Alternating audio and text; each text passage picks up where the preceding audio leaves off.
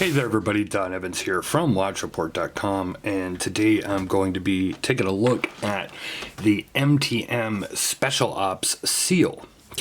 Now, let me get a few things out of the way first. I have sized this watch. I have been wearing it in preparing for this review, as I do with all watches. But one thing that I have not got confirmation on yet is the actual Swiss movement, because they just say on the website that it's a movement that's specially calibrated for timing and diving. That's what it actually says. There are also, and I'm not saying it's marketing BS or what the deal is, because I just don't know enough about it. When you go to the MTM Special Ops website, it says, when you look at the top of the screen, it says Navy SEALs, and these are supposed to have been used by Navy SEALs and many other forms of the military in on duty, in combat, whatever. A lot of the guys I've ever talked to that have been in the military, on duty, on deployment, etc., they wear G-Shocks, and I've seen G-Shocks and Luminox and whatever. I do know that The Rock, aka Dwayne Johnson, is wearing an MTM watch in one of his latest movies, Rampage. So my point, though, with that is, I don't know the deal. I'm going to look at the watch from how most of us are going to look at the watch, a watch enthusiast, and try and give you what I like, what I don't like, and what the deal is. This list price is $1,900. It is a 45 millimeter case. It has 24 millimeter lugs. It is 16 millimeters thick with a lug to lug of 54 millimeters. It of course has a sapphire crystal. It has a carbon fiber dial, applied indices, and tritium tubes. And this case is grade 5 titanium, and so is the bracelet. So let me go ahead here. I'll give you a slightly closer look. As I said, you do have tritium tubes. You do also have superluminova. As you can see, you do have applied markers. It does have a date. You take a look around the side of the case here. You do have a helium release valve. This helium release valve is locking. It's not one to pull out. So you're not supposed to touch that at all. As you can see, you got hex screws everywhere, which I'll talk about here a little bit. You got a nice knurled gripping here on the bezel and easy to grasp. Show you the bezel operation. There's really no play at all with this bezel. Very firm, precise clicks, and as I said, it's very, very easy to grasp. You can see that hex head continues through the crown here, so they make the crown, have that hex appearance to it. So right off the bat, this is meant to be a very rugged, very hard use, throw anything that you could do at it type of watch. And I don't doubt a lot of that. I mean, this thing is, as I will continue to show you and talk about, made extremely well in my opinion.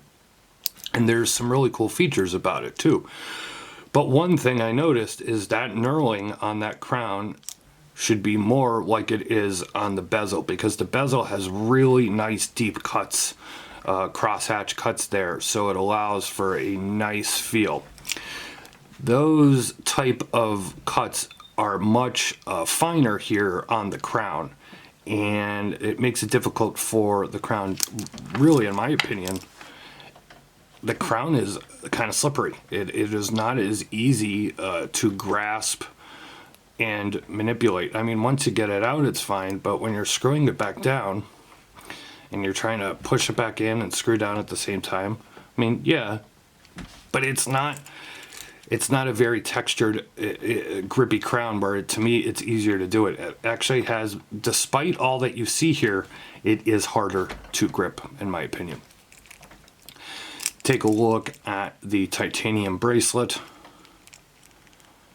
Here is the clasp. Now, this is what I was talking about with this clasp. I think a lot of people know by now, if you watch my reviews here and read them at WatchReport.com, I complain a lot about clasps because you know, when you're talking about a watch and at certain price points, and I just see the same standard clasp over and over and over again, it just aggravates me. I'd like to see something special or something unique, and this has it in spades.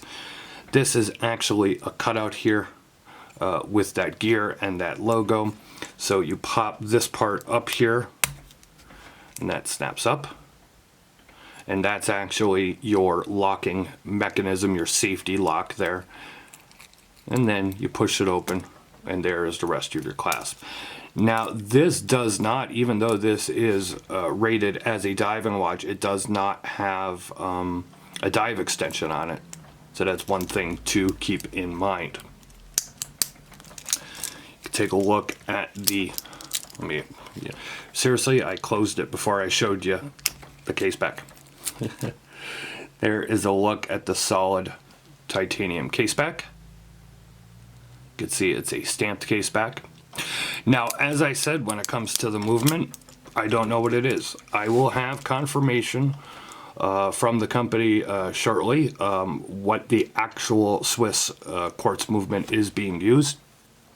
And I will have it in the written review, so go to the link in the description below. It'll take you over to the written review, because by the time I'm doing, between the time I'm doing this video and the time that I do the written review, I'll have that information, and I will publish what it is, because it's hard for me to speak about what the movement is and what they did to it. They say they did to it, and then come up with that $1,900 price tag. Now, I did say there was a couple of cool things that I noticed. So when I went to size the bracelet, it comes with the hex tool to do it, and I go to size it, and I thought, oh great, they're on both sides, so I'm going to need 2 hex tools, and they only gave 1.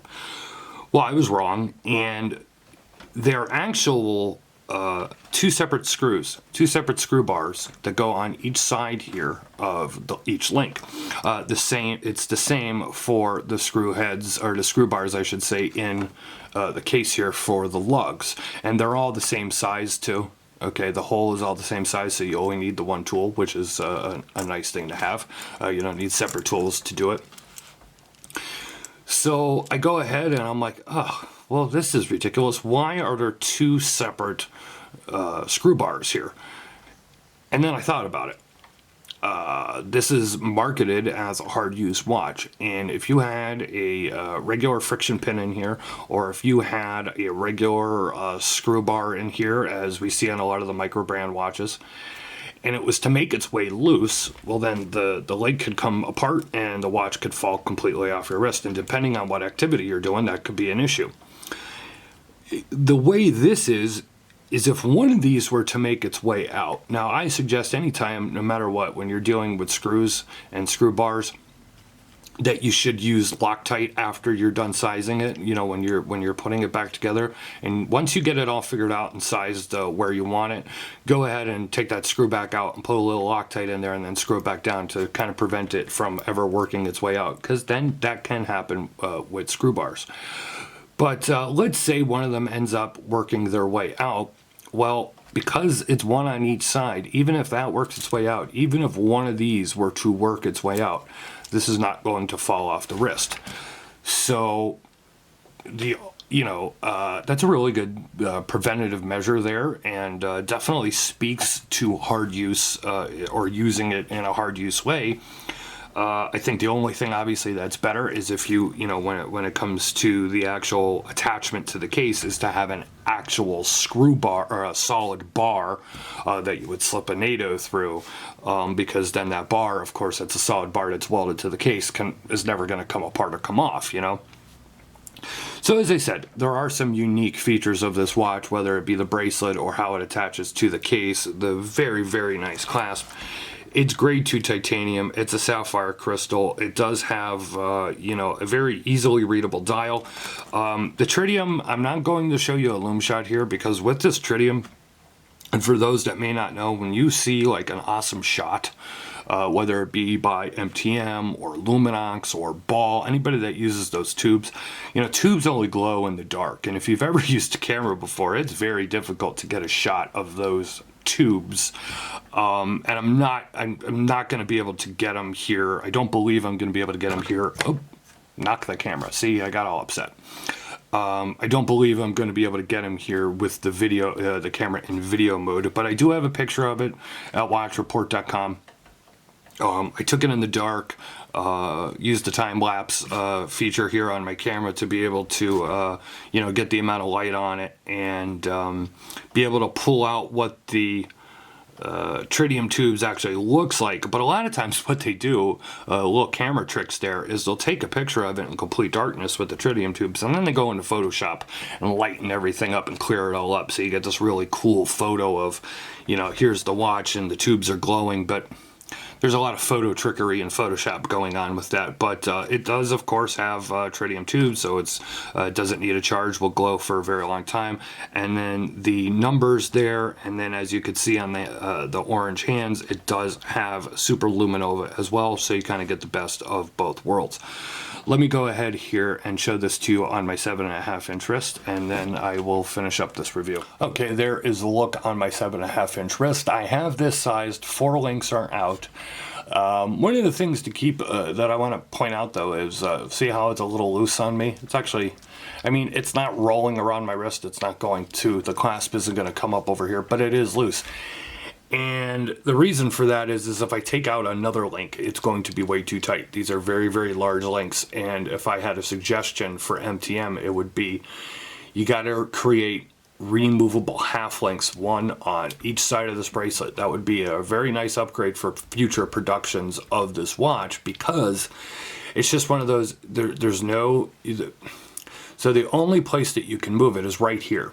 You can move the pin, which I did, over one spot, but there's no other adjustment there on the clasp because of the way the clasp is done. You don't have a dive extension, it isn't a ratchet extension.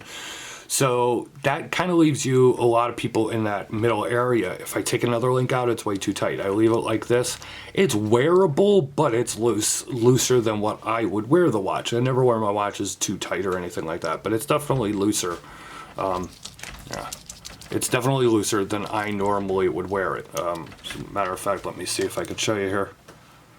There we go. You can see where, you know, that's how much room is left. But like I said, I did take another link out, and it was just way too tight. So that's where it's left there. Hey, if you know, depending on, hey, if you have a 7.5-inch wrist, that might happen to you as well. I have to say, I like the look of the watch. It does evoke, at least in my silly head, you know, military and rugged and hard use. It's built extremely well. The bracelet, everything is very nice about it. It is comfortable. Of course, it's a lot lighter weight. I'll have the weight in grams in the full review at watchreport.com. I haven't weighed it yet. Dog barking in the background because I can never do a video in silence. But if you want to see more about this, click the link in the description below. It'll take you over to watchreport.com for my full written review. Leave a like or a comment here on YouTube. Hit that notification bell twice, so that way you never miss another review or upload. Follow us on social media. We're on Facebook, Twitter, and Instagram. If you want to see what we got coming in for review, you know, like when we get a piece in, we usually post it on the social media channel. So, you know, if you want to see what we got going on before we actually do publish the review, that would be the way to do it. So Facebook, Twitter, Instagram, it is at Watch Report. It's been a look at the MTM Special Ops Seal Watch in titanium. Thank you very much.